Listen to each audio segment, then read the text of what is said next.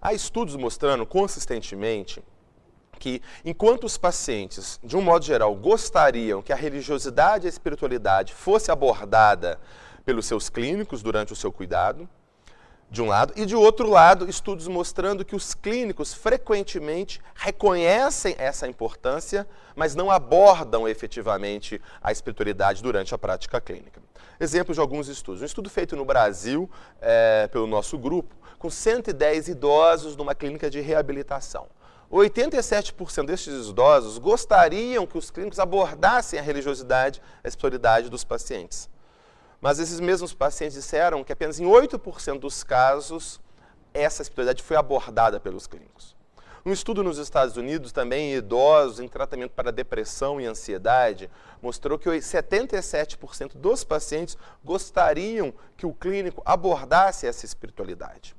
Então, como que a gente pode entender essa discrepância entre 80% e 90% dos pacientes gostariam que esse tema fosse abordado, mais ou menos a mesma proporção de clínicos reconhecem que é um tema importante, mas apenas de 10% das vezes, efetivamente, ou dos pacientes, foram efetivamente abordados sobre a sua espiritualidade, a sua religiosidade. Há várias possíveis explicações. Uma delas é a falta de conhecimento, de saber do próprio profissional, da quantidade de pesquisas que existem atualmente sobre a relação entre espiritualidade e saúde. Atualmente, mais de 3.000 estudos publicados a esse tema.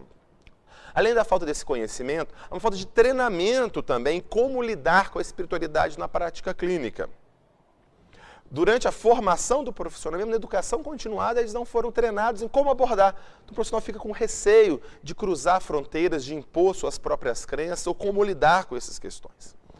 Há também uma outra possibilidade de quem poder estar influenciando essa lacuna, é a influência de autores e de ideologias que desqualificam ou tornam patológicas a religiosidade e a espiritualidade. Especialmente na área da psiquiatria, da psicologia, muitos autores, há uma longa tradição de autores que desqualificam, que desmerecem, né, ou que ignoram a espiritualidade dos pacientes.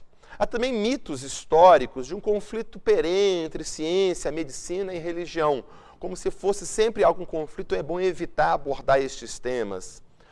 Outros dados, principalmente dos da América do Norte, indicam que há também uma diferença religiosa entre profissionais de saúde mental e pacientes, em que os profissionais tendem a ser menos religiosos do que os pacientes. Então, se os profissionais são menos religiosos, não foram treinados para lidar com este tema, eles têm dificuldade até de empatizar, de entender e de lidar com essas questões.